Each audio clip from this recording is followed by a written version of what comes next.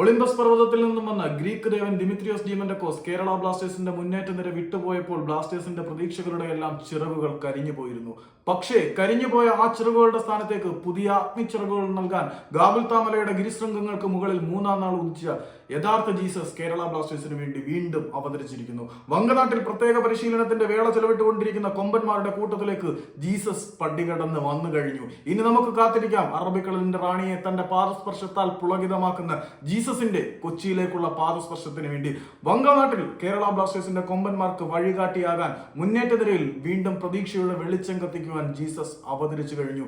ഇനി നമുക്ക് ജീസസിന്റെ വിളയാട്ടത്തിന് വേണ്ടി കാത്തിരിക്കാം. ഗ്രീക്ക് ദേവന്റെ ആഘോഷങ്ങൾക്കും കാലങ്ങൾക്കും വിട. ഇനി നമുക്ക് ജീസസിന്റെ വാഴ്ത്തുപാട്ടുകൾക്ക് കാതോർക്കാം.